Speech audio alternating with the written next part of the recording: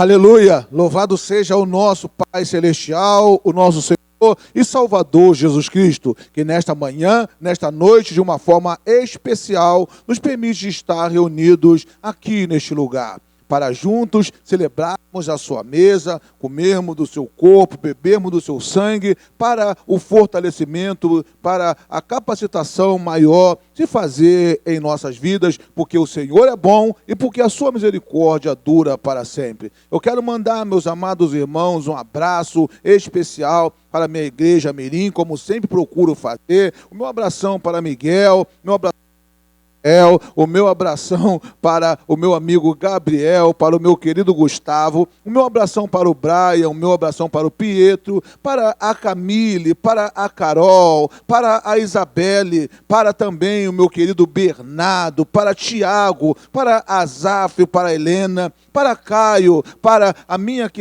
o meu querido João Pedro, para a minha querida Giovana e também para o meu querido Vandrei. São pessoas que estão sendo investidas, recebendo investimento, batalhando, pagando preço e com certeza estarão nos substituindo no futuro para a honra e para a glória do nosso Deus. Nós teremos prazer em ver os nossos filhos servindo ao Senhor em espírito e em verdade. Meus amados irmãos e amigos, vamos nessa noite mergulharmos na palavra de Deus antes de participarmos da Santa Ceia. Meditarmos na palavra de Deus, buscar uma correção para com as nossas vidas. Nós vemos que Jesus, ao participar, ele não apenas estabeleceu um evento para que todos participassem, mas Jesus chamou tão somente os seus discípulos para aquele momento, para entenderem o quanto importante era aquele momento para corrigirem as suas vidas, deu oportunidade para que pessoas se corrigissem, mas ainda assim pessoas deixaram de valorizar o que Jesus falaram e perderam a grande oportunidade. E nós, nessa noite, vamos meditar na palavra de Deus, na Santa Ceia, estamos sendo privilegiados que o Senhor nos convida para esse momento. Amados irmãos, vamos mergulhar em 1 Pedro, capítulo 4.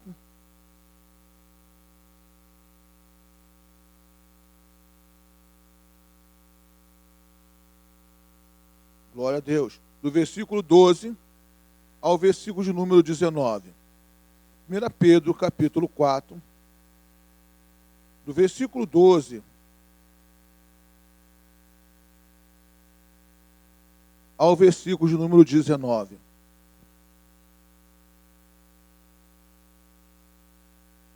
Título da mensagem: a correção de Deus para a igreja. A correção de Deus para a igreja.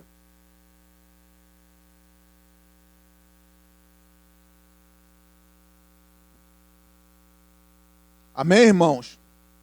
1 Pedro 4, do versículo 12 a 19, diz o seguinte: o sofrimento por Cristo é privilégio glorioso.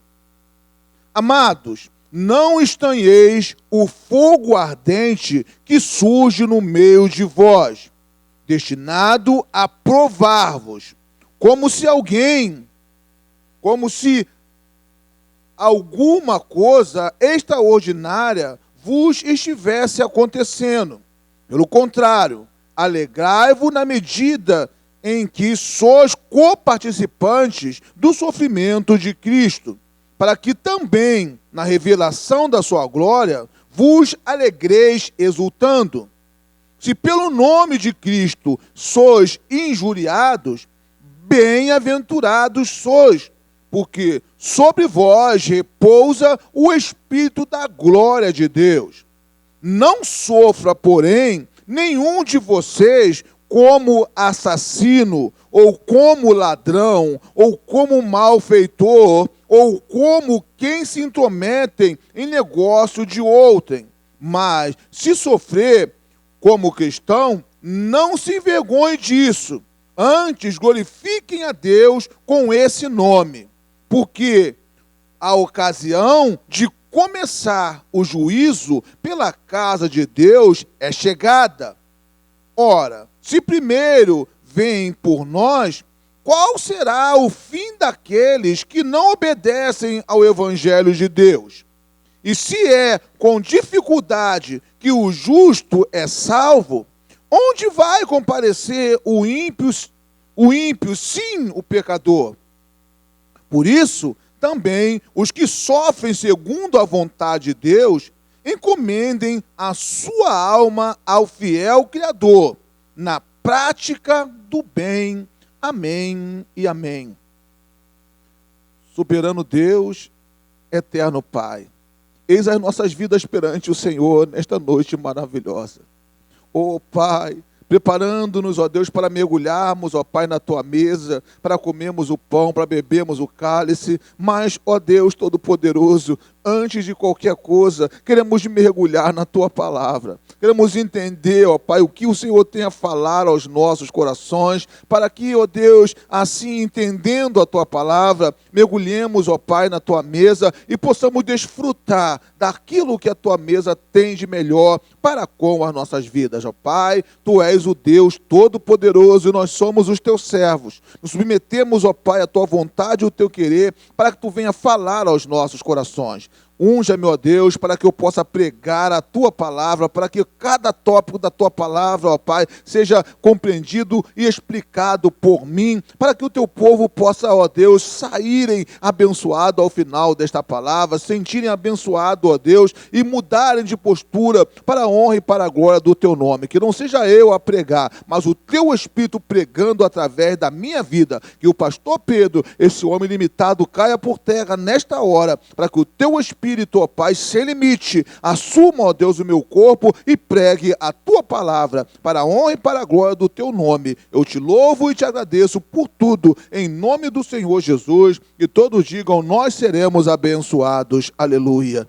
Glória a Deus. Louvado seja o nome do Senhor. Mais uma manhã, mais uma noite, irmãos, de Santa Ceia. Mais uma noite a qual nós paramos para a celebração desse momento, atendendo uma determinação do Senhor e Salvador Jesus Cristo. Quando Jesus chega para nós e diz, façam isso sempre em memória de mim. Em outra palavra, Jesus disse para com o discípulo, façam isso sempre pensando em mim, pensando nos ensinamentos os quais o Senhor e Salvador Jesus Cristo deixou para com os discípulos, pensando nas posturas as quais o Senhor e Salvador Jesus Cristo determinou para que fosse tomada pelos irmãos. Fizemos, amados irmãos, a leitura da palavra de Deus nesta noite, a leitura altamente abençoada, que diz que o sofrimento por Cristo é privilégio para um privilégio glorioso. E vimos um assunto que toca firme, que bate firme no coração de cada um que olha, que observa, que atenta para este assunto. O juízo de Deus. O juízo de Deus. Uma palavra que bate forte ao coração dos irmãos. E nós tivemos nesta noite o privilégio de ter o título da nossa mensagem, que fala acerca da correção de Deus para a igreja. Essa narrativa fala da correção de Deus para a igreja. E o que é, pastor? O juízo de Deus nesse contexto, o qual nós acabamos de falar. E nós entendemos que o juízo de Deus nesse contexto é uma sentença de Deus para trazer disciplina e para dar limite ao crente. É uma sentença de Deus para trazer disciplina e para dar um limite para o crente. Entendam, meus amados irmãos, esse juízo de Deus está sempre visando a correção do crente. Está sempre visando nos corrigir, sempre visando nos afirmar, nos colocar na rédea, nos colocar na direção a qual nós devemos andar. Que o crente que está caído por causa do pecado, o Senhor nosso Deus tem o cuidado de nos alertar, de nos abençoar, de nos corrigir pelo fato de que nós somos para Deus filhos. Eu sou filho de Deus, você é filho de Deus. Então, o juízo de Deus nesse contexto de trazer disciplina é para nos corrigir, para nos abençoar. Vamos, amados irmãos, mergulhar um pouquinho mais na palavra de Deus, no livro de Hebreus, para entendermos o quanto nós somos importantes para Deus. Hebreus, capítulo 12, do versículo 6 e o versículo 7, para a honra e para a glória do Senhor. Olha só o quanto você é importante para Deus, quanto o Senhor quer o melhor para com a sua vida. Hebreus 12, versículo 6 e versículo 7, diz o seguinte: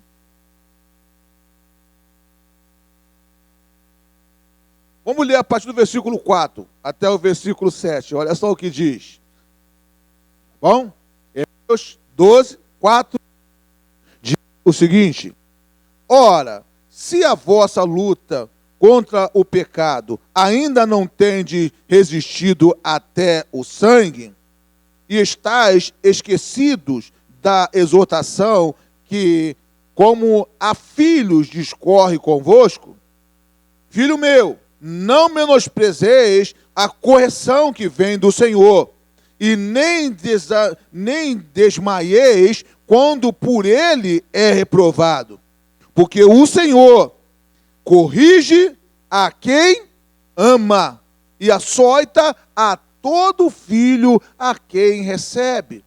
É para a disciplina que perseverais. Deus vos trata como filho.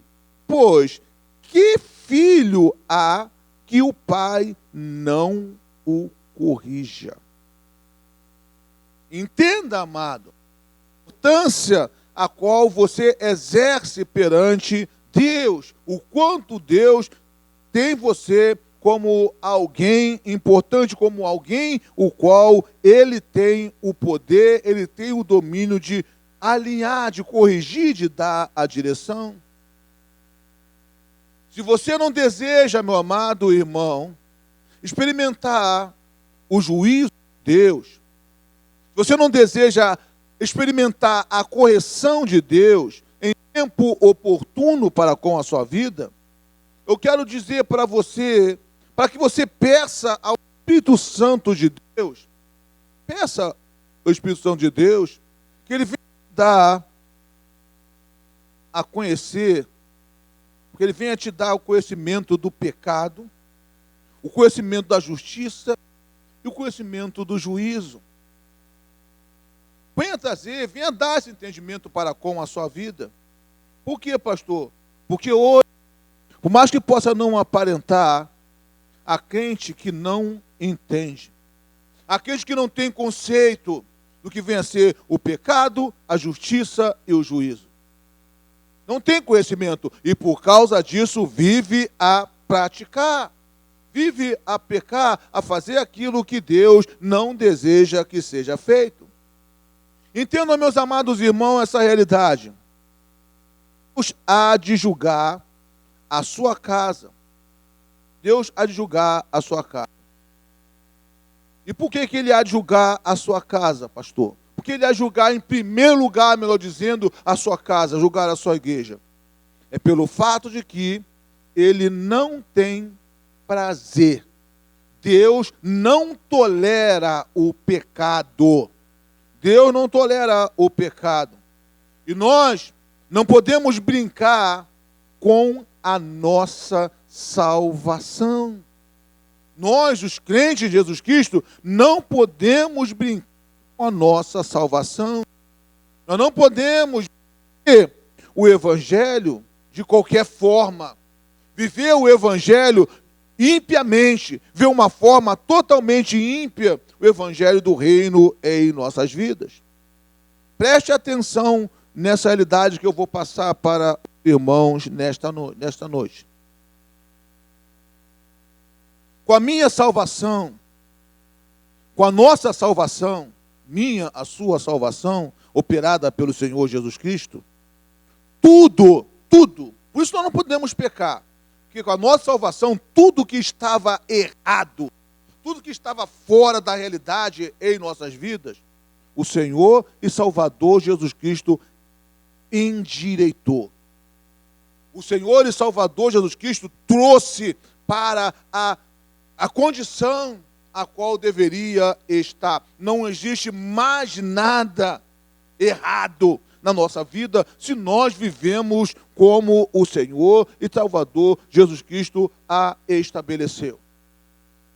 Precisamos entender essa realidade e vivermos para a honra e para a glória do Senhor, porque não é assim que tem sido vivida, não é assim que a coisa tem sido encarada e abraçada pelos servos nos nossos dias. Entendo, amados irmãos, e pasmem-se no que dizer para com a vida. Nós hoje, preste bem atenção, estamos crentes. O Senhor Jesus Cristo nos transformou. Nós estamos crentes. Mas, em muitos casos, preste bem atenção, irmão. Vivemos as nossas vidas como os ímpios. Procuramos viver as nossas vidas como os ímpios. De que maneira, pastor? Não nos importamos com nada. Não nos importamos com coisa nenhuma. A nossa salvação veio para nós para que nós pudéssemos ser exemplos para que as outras pessoas olhassem para nós, olhassem para a nossa postura e passassem a desejar viver assim como nós vivemos, irmãos. Assim como nós procuramos viver as nossas vidas, mas hoje não tem sido assim a realidade. O crente tem procurado viver a sua vida impiamente, não se importando com nada e não se importando com ninguém, não se importando com o testemunho que precisa dar com a sua vida. Nós achamos que não vamos dar ou que não temos que dar satisfação a ninguém com a nossa vida. A vida é minha. Eu sou o dono da minha vida, eu administro da maneira a qual eu bem entender. Não tenho que dar satisfação a ninguém da minha vida. Esse tem sido o entendimento de muitos cristãos nos nossos dias. Muitas vidas procurado viver nessa dimensão. Por isso, nessa manhã, nós lemos Pedro nos alertando, passando essa realidade para com as nossas vidas, porque o juízo começa pela casa de Deus. Pedro dizendo para nós, o juízo começa dentro da casa de Deus, depois vem para o lado de fora. E por que, pastor, que o juízo começa na casa de Deus? Por quê? Entenda, meu querido, há pecados que já se tornou banal na vida do crente. A pecado já se tornou normal na vida do crente. Então, por causa disso, um juízo precisa ser manifestado em tempo oportuno. Ou, se você preferir, uma correção divina precisa ser operada em tempo oportuno. Pasmem-se, irmãos. Por que precisa de um conserto? Por que precisa ser ajeitada a vida de muitas pessoas? Pasmem-se, irmãos. Hoje, há crentes que acreditam que amigado com fé, casado é. Amigado com fé, casado é. E eu posso dizer, pelo poder do Espírito Santo, que amigado com fé, para Deus, não é casado. Muito pelo contrário, amigado com fé, pelo casado, é pecado, é pecador, meu amado irmão. Não é amigado com fé, é casado. Para Deus isso é pecado. Deus analisa essa realidade como pecado. Deus está fora dessa realidade, meu amado irmão. Paulo diz para a igreja que se alguém está abrasado, esse alguém tem que procurar amigar-se com uma outra pessoa. Paulo diz isso. É claro que não. Não é isso que Paulo diz para aquele que está abrasado? Não. Paulo diz, se alguém está abrasado, case-se. Procure casar. Procure arrumar um companheiro, arrumar uma companheira e casar-se. Não é amigar-se com esta pessoa. Casado com fé, amigado com fé não é casado para Deus. Pode ser casado até mesmo para o ímpio. Viver essa vida é tão somente uma vida que está ligada, está relacionada e agrada para o ímpio. Mas não é uma vida que traz prazer para o crente, para aquele que desceu. Entenda, meu amado irmão, para agravar ainda mais essa realidade, para que uma consciência, uma conscientização se faça de que precisamos endireitar as nossas vidas, estamos vivendo nessa dimensão.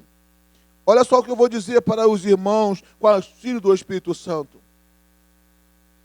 Amigado com fé não é uma união abençoada por Deus.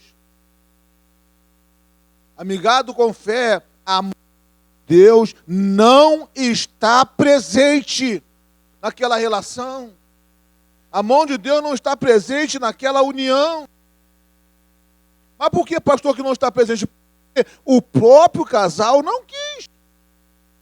O próprio casal não deseja, não quer que seja assim. Porque uma vez que você procurou unir-se a uma pessoa, viver com essa pessoa, sem dar satisfação a Deus, nessa realidade, ele não está envolvido nesse processo. Preste bem atenção, nós olhamos o processo do casamento segundo a vontade de Deus. O casamento segundo a vontade de Deus, Deus está envolvido. Deus, no momento do selo da união, quando firma a união, durante todo o processo ele está envolvido com a palavra, com a pregação que vai selando aquele matrimônio, mas no momento final, Deus é colocado, por quê? Tanto o padre como o pastor, ao celebrar o casamento, ao selar o casamento, profere a seguinte palavra: sejam casados em nome do Pai, do Filho e do Santo, até que a morte os separe. É assim que o casamento é para com Deus. Mas o amigado não recebe esta palavra. Aquele que vive tão somente com uma pessoa não recebe esta palavra, juntou os seus panos, os seus negócios, não vive, não recebe essa palavra para com a sua vida. Deus não está de uma forma mais clara para abençoar aquela reunião, aquela união. Por que, pastor, que o juízo começa na casa de Deus? Para dar ajuste, para acertar a casa de Deus. Entenda, meus amados irmãos, hoje os pecados são banais, como nós já falamos, já banalizaram na vida da igreja. Não tenho qualquer medo, qualquer problema de falar para com as nossas vidas nessa hora. Porque ao receber a palavra, nós recebemos com alegria em nossos corações, uma transformação radical se faz em nossas vidas. E se estamos enquadrados dentro da realidade, nós procuramos logo nos colocar à disposição do Espírito Santo para que a mudança se faça em nossas vidas. Hoje, pasmem-se mais uma vez, jovens e adultos, se fossem tão somente jovens, mas adultos também, estão vivendo escravizados. Estão vivendo escravizados. A prática da fornicação, como se fosse algo normal. Estão vivendo na prática de fornicação. Jovens estão se namorando, mas um namoro regido por fornicação. Isto é pecado ante Deus. Jovens que foram separados por Deus para ter domínio sobre todas as coisas, sobre tudo que vem sobre a sua vida. Jovens cheios do Espírito Santo que Deus separou para viver nessa dimensão, estão se deixando dominar. Estão deixando dominar por essa prática de fornicação, envolvendo em práticas sexuais. Quando falamos de fornicação, nós falamos de sexo sem o crivo do casamento. Isso é fornicação. Sem o crivo do casamento, o sexo é fornicação. Não é algo aceitável por Deus.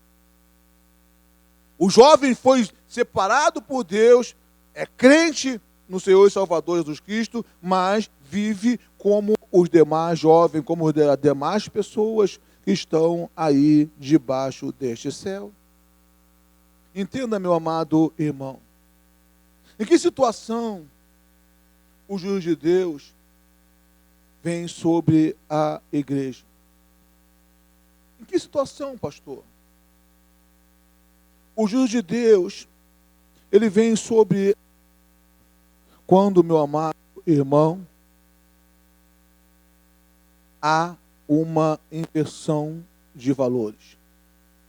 Quando uma inversão de valores começa a acontecer na vida do crente, o juízo de Deus para trazê-lo de novo para a realidade a qual ele precisa viver.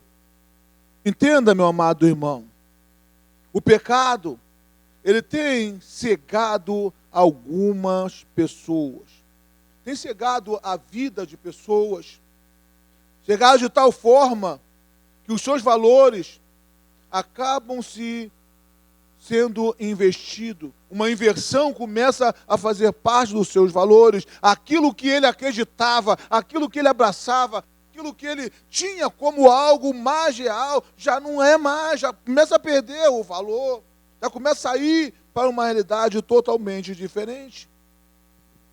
Entenda, meu amado irmão, hoje, preste bem atenção acerca dessa inversão de valores. Hoje, há crente que por estarem vivendo em pecado, preste bem atenção, estarem vivendo em pecado, estão chamando o mal de bem, ou chamando o mal de bom, e chamando o bem de mal, ou chamando o bem de ruim. Olha a inversão de valores aonde chegou. Estão vivendo a sua vida a ponto de estarem chamando o mal de bem e o bem de mal. E ai de quem tentar falar o contrário. Ai de quem tentar mostrar algo contrário para com as suas vidas, meus amados irmãos. Uma inversão de valores sem igual tem tomado conta dos corações. E essa inversão de valores tem ocorrido por causa da ideologia, a ideologia relativista que tem vivido a igreja nos últimos anos. É uma ideologia relativista tem tomado posse da vida da igreja nos últimos anos. Coisas que tempos atrás não tinha como entrar na igreja, hoje está tomando conta da vida de muitos crentes. E por isso nós lemos, por isso nós vimos Pedro dizendo para nós que o juízo de Deus começa na casa dele. Começa na casa de Deus. A ideologia é relativista. E como entender, pastor, essa ideologia relativista que tem tomado conta de muitos na igreja? Segundo o Aurélio, né? Segundo o nosso pai, o Aurélio, a pessoa diz que o Aurélio é o pai dos inteligentes. Então, o Aurélio passa que a ideologia relativista é uma teologia filosófica,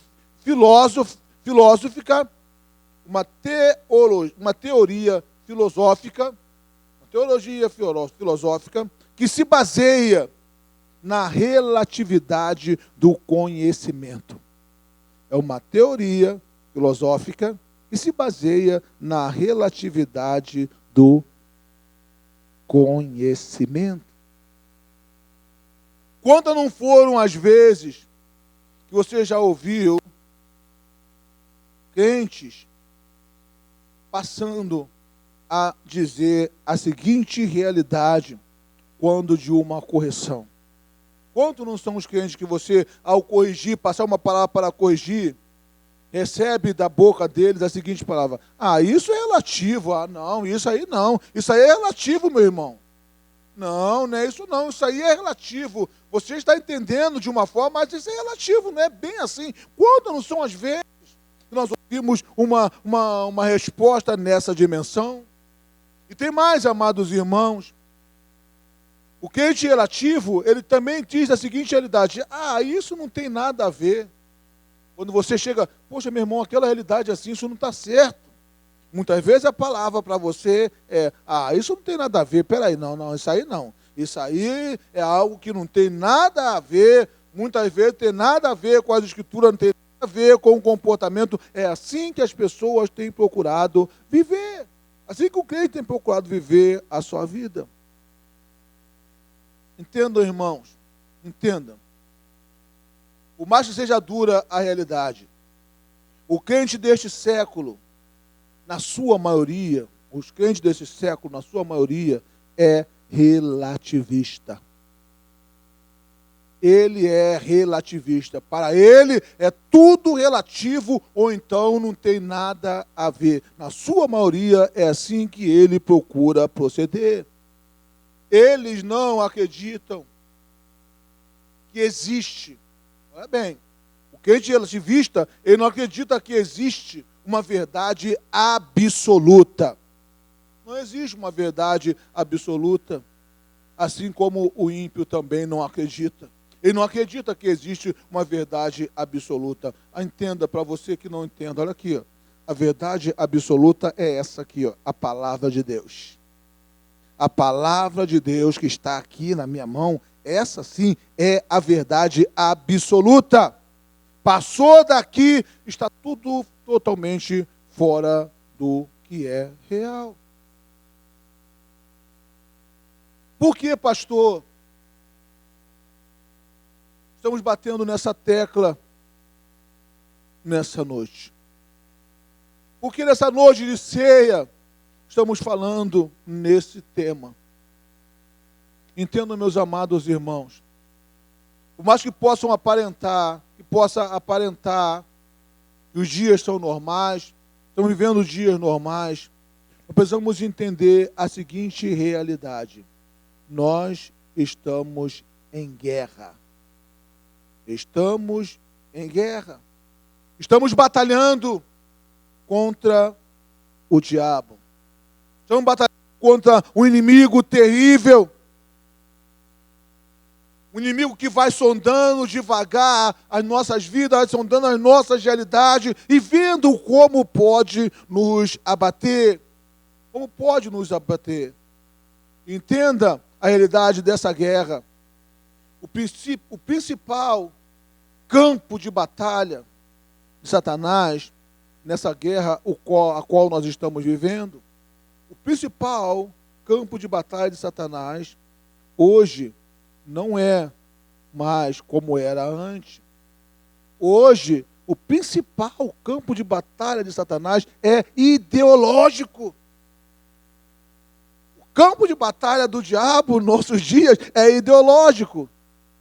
Eu pergunto a você, irmão, olha só como que o campo de batalha dele hoje não é mais como era antes, como é ideológico.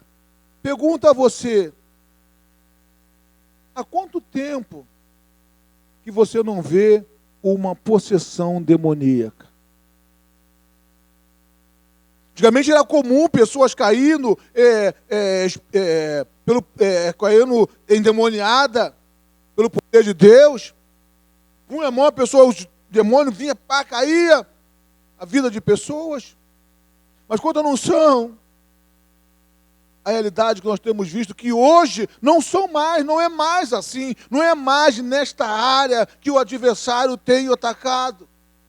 Não é mais nessa área física, corporal, que o diabo tem atacado. Entenda, irmão. O objetivo principal de Satanás, nessa época a qual nós estamos vivendo, é alcançar a nossa mente. O objetivo principal é alcançar a nossa mente. Mas, uma vez que a mente já foi cauterizada, quando a mente já foi tocada de uma forma profunda por ele, por mais que você ouça, por mais que nós ouçamos uma palavra, já está aqui enraizado na sua mente. Já não vai mais deixar levar por coisa alguma, vai soprando, ele não tem capacidade de entrar, de penetrar na sua mente, mas vai soprando, ali, vai soprando aqui, daqui a pouco a sua mente já está envolvida, já está totalmente envolvida com realidades que não deveriam estar. E meu amado irmão, o objetivo principal dele tem sido o alcançar a nossa mente. E como alcançar a nossa mente, pastor? Trazendo uma confusão, confundindo a nossa mente. Confundindo a nossa mente. Muitas vezes tem confundido a mente de muitas pessoas. O que era prazer, já deixa de ser prazer. Já começa a incomodar. E as pessoas já começam a sair para buscar algo que verdadeiramente não era o que o Senhor tem estabelecido para com a sua vida. Como Ele quer alcançar a nossa mente? Alcançar a nossa mente com negação. Passamos a negar realidades as quais nós abraçávamos e acreditávamos que eram verdadeiramente o ideal para com as nossas vidas. As pessoas começam a negar, a não aceitar mais. Não é bem assim, não é isso. Não é isso que eu tenho que viver, não é dessa forma que eu preciso viver. Eu preciso dar um jeito na minha vida, entregar minha vida na mão do Senhor. Não, vou ter que dar o meu jeito. Assim tem sido a vida nos nossos dias. Distorcer a palavra de Deus, assim ele tem agido na mente de muitos, tentando trazer uma distorção dos ensinamentos que vem passado. Você recebe uma palavra na igreja para com a sua vida e o seu coração cheio de alegria e de repente você chega e comenta a palavra que você ouviu com alguém, com alguma pessoa, e vem uma forma de tentar distorcer aquilo que você ouviu. Palavra, vem alguém dizendo para você, não é bem assim não é bem assim não é por aí que a coisa funciona, distorcendo aquilo que você ouviu, e você muitas vezes se deixa levar. O objetivo de Satanás é corromper a verdade da palavra de Deus. Entenda, meu amado irmão, minha amada irmã. A batalha a qual nós estamos inventando, ela é muito mais grave. É muito mais grave do que nós estamos imaginando. Precisamos mergulhar e vigiar as nossas vidas para não sermos alcançados, não sermos atingidos. A nossa batalha é muito mais grave do que nós imaginamos. O que mais, pastor, precisamos entender nesta noite? Precisamos entender nesta noite. Pedro nos diz que o juízo de Deus começa pela sua casa. A igreja está sendo corrigida por Deus. Ao falar de juízo sobre o pecado, preste bem atenção, irmão. Precisamos de enxergar as esferas de atuação para a correção de Deus, para o juízo de Deus.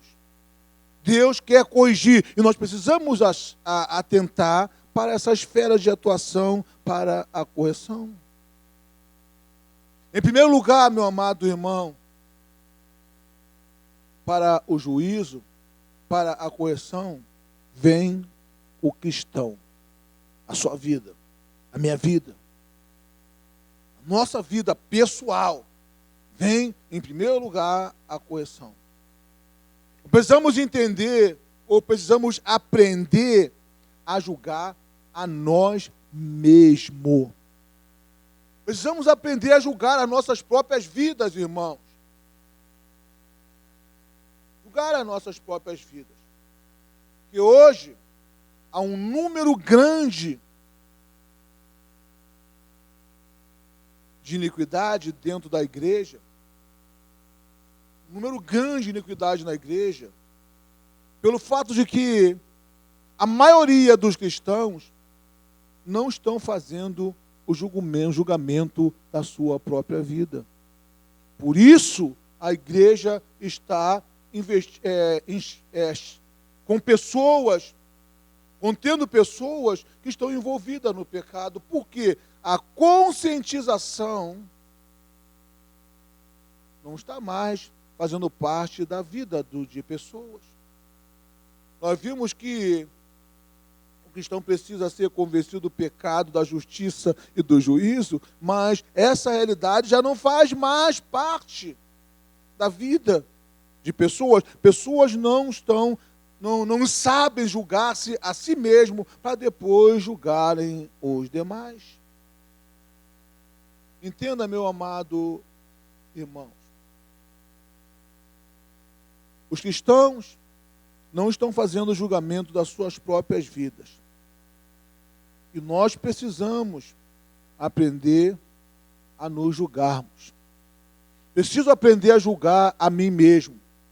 Analisar a minha vida, ver se algo não está em conformidade com a vontade de Deus e tomar uma atitude. A mudança radical se faça na minha vida. Eu não posso viver como se nada estivesse me acontecendo. A palavra chega, bate ao meu coração, vem de uma forma forte ao meu coração e eu saio na mesma dimensão ao qual eu entrei, sem que uma mudança venha ocorrer na minha vida. A igreja precisa mudar. Você precisa de mudança, amado irmão. Não olhe para a igreja, olhe para dentro de você. E há uma necessidade de mudar, que você possa mudar para a honra e para a glória do Senhor nosso Deus. Em segundo lugar, meu amado irmão, em segundo lugar, nessa esfera de ação,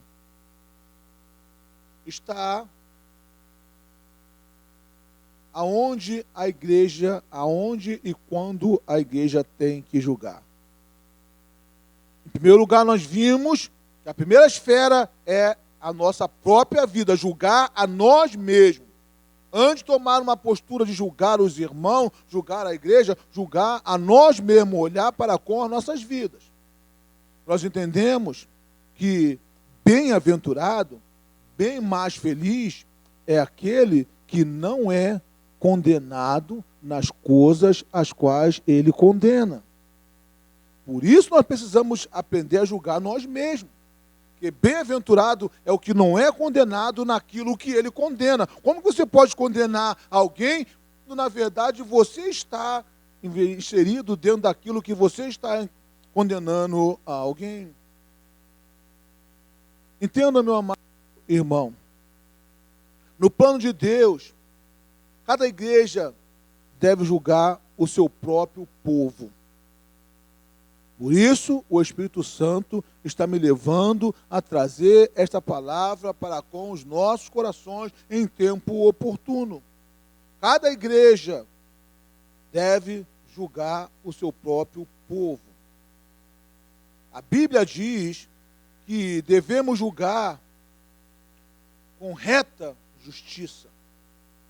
O julgamento tem que ser feito com reta justiça, que nós sabemos julgar, nós seremos julgados de acordo com o mesmo critério que nós julgamos os outros. Então, esse julgamento precisa ser com reta justiça. Não pode ser feito por você.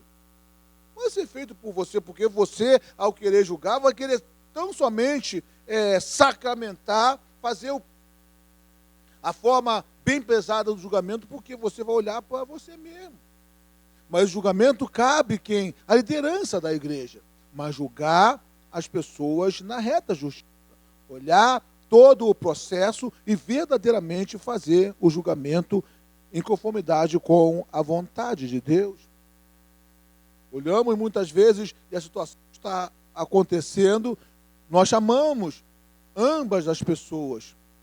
Muitas vezes chega a palavra no meu gabinete que algo está acontecendo em família, eu procuro, chamo uma parte, depois chamo a outra parte, depois chamo as duas partes para nós três conversarmos e trazermos a realidade que precisa ser passada. Eu nunca julgo a questão apenas com a primeira palavra que vem ao meu coração.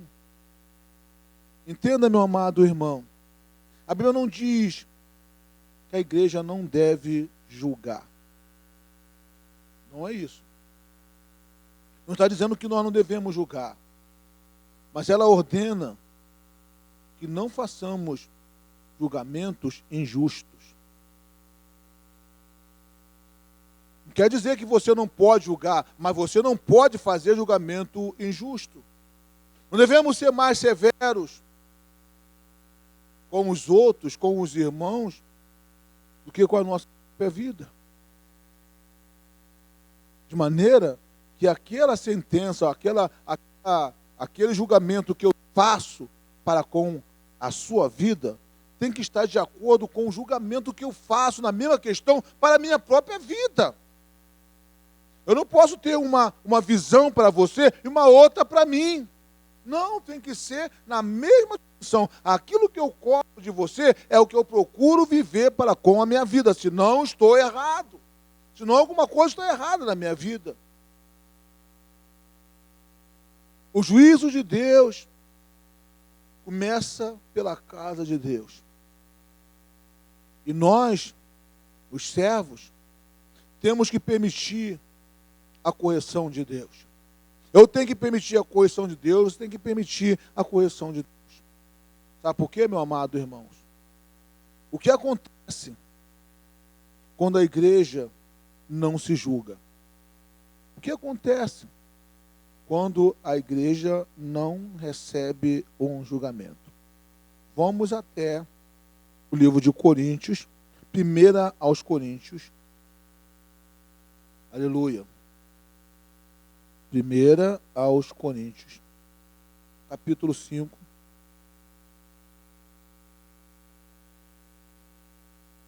Do versículo 1 ao versículo 5.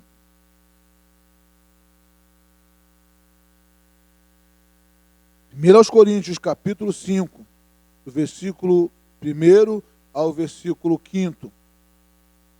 O que acontece quando a igreja não se julga?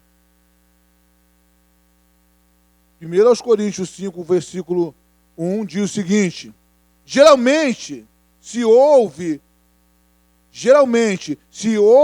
que há entre vós imoralidade, e imoralidade tal como nem mesmo entre os gentios. Que pesado, hein, irmão? Ouve-se que há entre vós imoralidade, e imoralidade tal como nem no meio, nem mesmo entre os gentios. isto é, a ver quem se atreva a possuir a mulher do seu próprio pai. E contudo, andais vós ensoberbecidos e não chegaste a lamentar para que fosse tirado do vosso meio quem tamanho traje praticou. Eu, na verdade, ainda que ausente em pessoa, mas presente em espírito, já sentenciei como se estivesse presente que o autor de tal infâmia seja, em nome do Senhor Jesus, reunidos vós e o meu espírito com o poder de Jesus nosso Senhor, seja entregue a Satanás para a destruição da carne, a fim de que o espírito seja salvo no dia do Senhor Jesus. É indispensável, amados irmãos, que se há algo errado, que há uma correção em tempo oportuno. Nós vimos a palavra de Deus dizendo que se algo está errado, quem está errado tem que ser entregue a Satanás para a destruição da carne, a fim de que o espírito seja salvo no dia do Senhor. Para que o espírito seja salvo no dia do Senhor Jesus Cristo, a Bíblia pede a destruição da carne. Eu vou ser destruído? Eu tenho que morrer para que algo mais à frente não ocorra comigo? Não é isso que eu estou dizendo, amados irmãos. É preciso que haja a carne.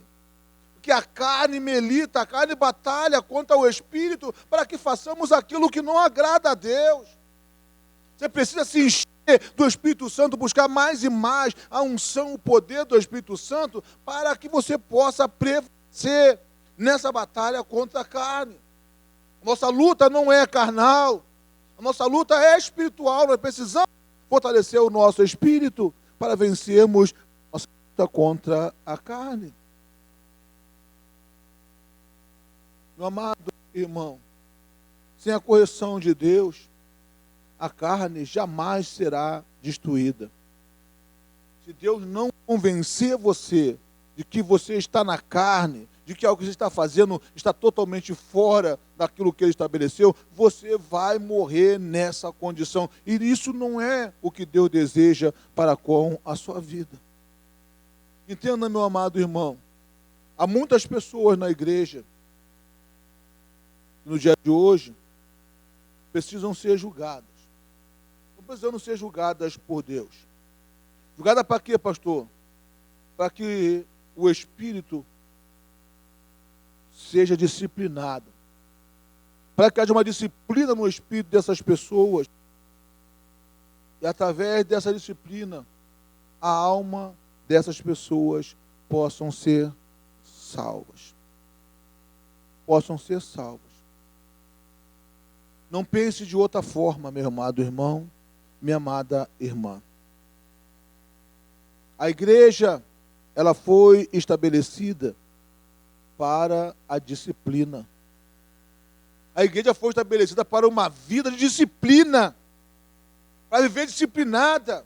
Foi para isso que a igreja foi estabelecida. Jesus olhou para você lá fora, quando Ele te chamou, e mudou totalmente a sua vida. Não trouxe você da forma como você estava. Uma disciplina precisava ser manifestada só para ocorresse. O que fazemos, amados irmãos, diante dessa realidade, nessa noite? O que nós devemos fazer? O juízo de Deus começa pela sua casa. O que nós devemos fazer? A casa de Deus somos nós. A casa de Deus somos nós. E essa casa tem uma marca. Nós temos uma marca que distingue de nós, dizendo, das outras pessoas que não servem a Deus. Nós servimos a Deus com uma marca. E essa marca faz a diferença entre nós e as pessoas. Que marca é essa, pastor? A marca que há em nossas vidas é a marca da santidade. A marca da santidade. Ao passo que, por eles vezes, a palavra de Deus diz para nós: sejam santos, porque o seu Pai é santo. Ela diz: sede santo, porque aquele que te criou é santo. Existe uma marca de santidade em nossas vidas, irmãos.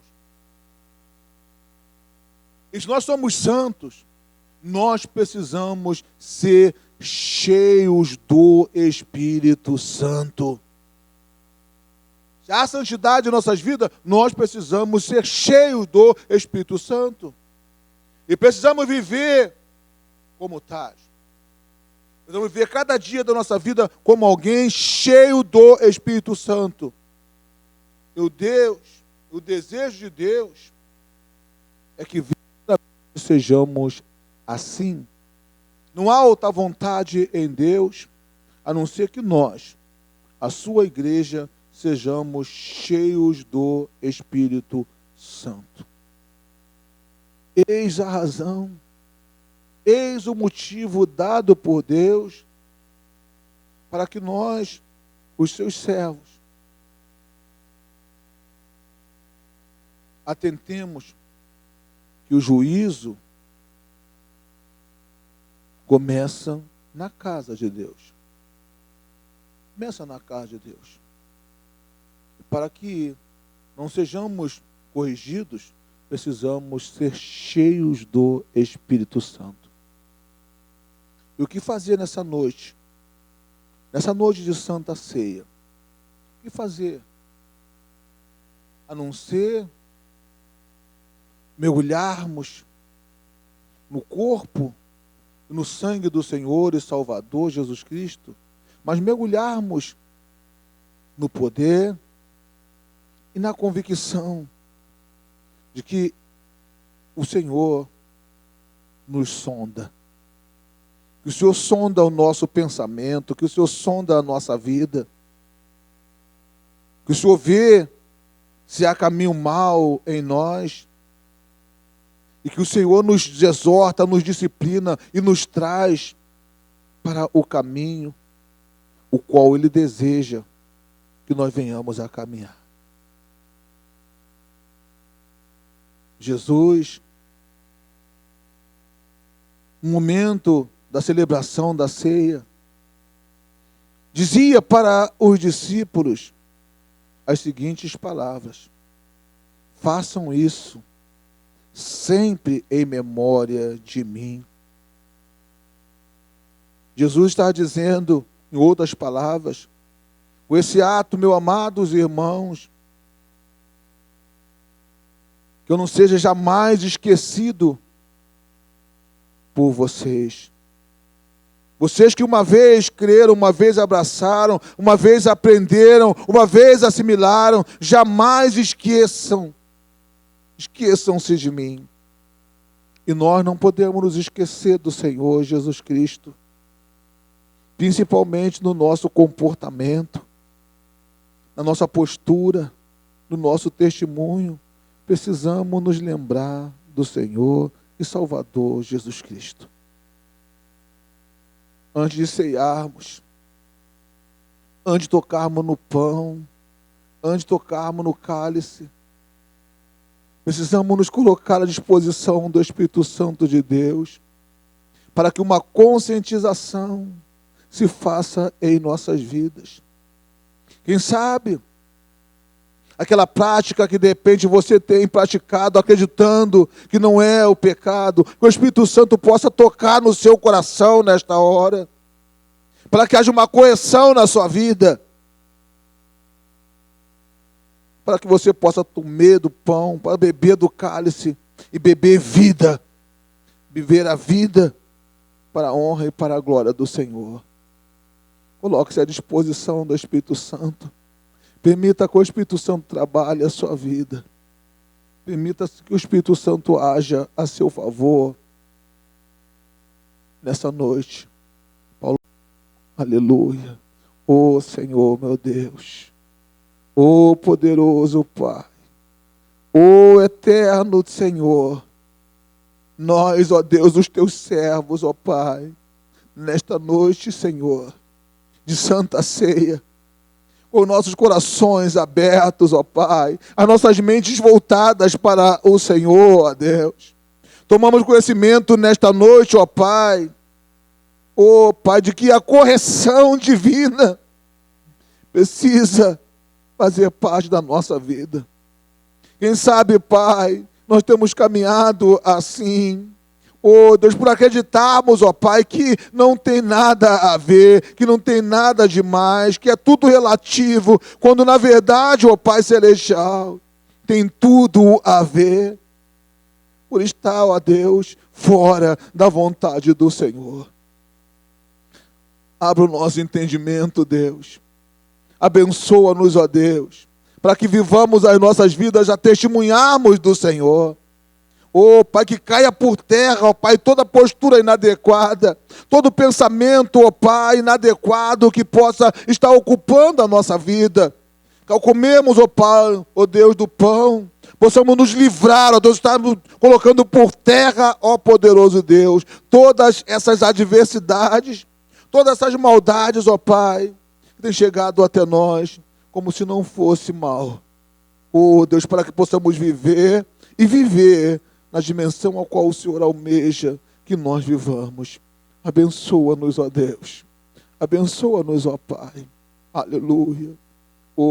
Pai, na noite a qual o Senhor Jesus foi traído, ao convocar os seus discípulos para a ceia, ao cortar o pão, aleluia, e a dar aos discípulos para que comessem, o Senhor Jesus Cristo proferiu as seguintes palavras: este é o meu corpo que é dado por vós.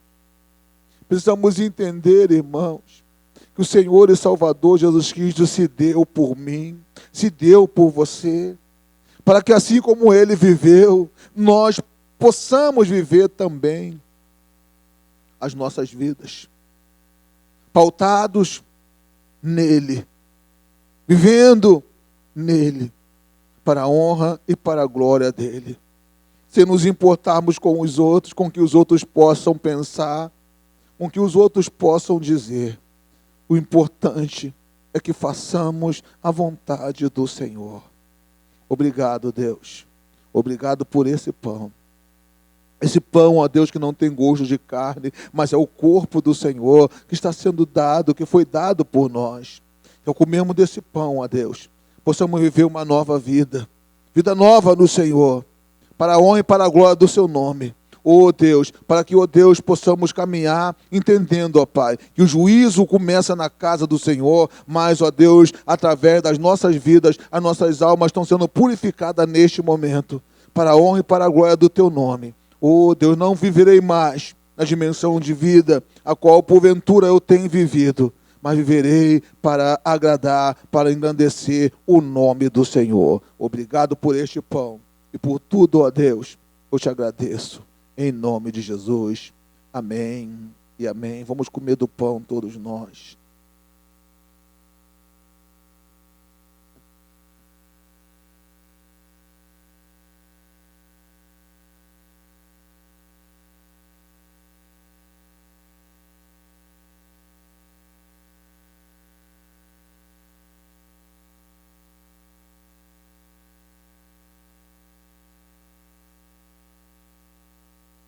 Aleluia. Deus. Obrigado, Senhor. Obrigado, Senhor, pela tua graça. Obrigado, Senhor, pela tua unção. Obrigado, ó Deus, pela tua graça que estende as nossas vidas, se estende em nossas vidas, nos abençoando, nos consolando, ó Deus, daquilo, ó poderoso Deus, que agrada ao Senhor e daquilo que não agrada ao Senhor. Pai, ao bebermos, ó Pai, desse cálice nesta noite, possamos estar bebendo, ó Deus, verdadeiramente, ó Deus, o sangue do Senhor Jesus. O sangue do Senhor Jesus que nos purifica de todo o mal, de todo o pecado.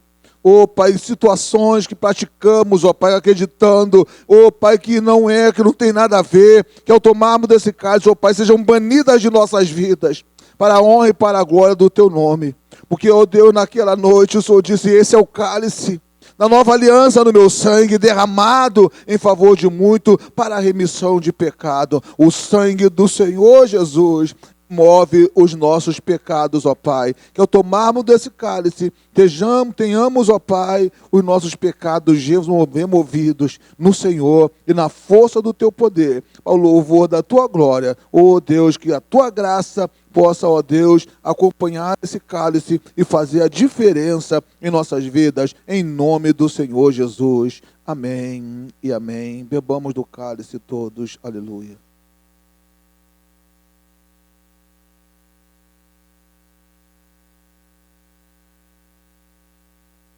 Oh Deus, aleluia Deus, aleluia Deus, obrigado Senhor, obrigado ó Deus pela Tua graça, pela Tua unção, que fala ó Deus aos nossos corações de uma forma clara e taxativa nesta noite, mostrando-nos ó Deus o caminho, o qual nós precisamos trilhar, precisamos seguir, para, ó Deus, que a Tua graça faça a diferença em nós, em todos os dias, para o louvor da Tua glória. Eu não quero mais pecar, eu só quero Te louvar. Ó Senhor, Te amo demais, eu não quero mais pecar, eu só quero Te louvar. Ó Senhor, Te amo demais. Ei, aleluia. Aleluia, aleluia,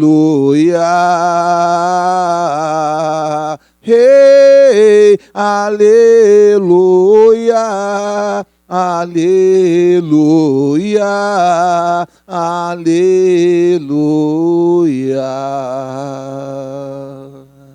Oh Deus, obrigado a Deus por mais esta palavra, por mais, ó Deus, esse momento de comunhão, ó Deus, contigo, ó Pai, com o Teu Espírito, essa palavra que encontra guarida em nossos corações e nos abençoa. Que a Tua graça, Pai, continue fazendo a diferença em nós, nos levando, ó Pai, a mergulhar a cada vez mais para, ó Deus, entendermos a Tua palavra e fazermos a Tua vontade para a honra e para a glória do Teu nome. Nós Te agradecemos em nome de Jesus.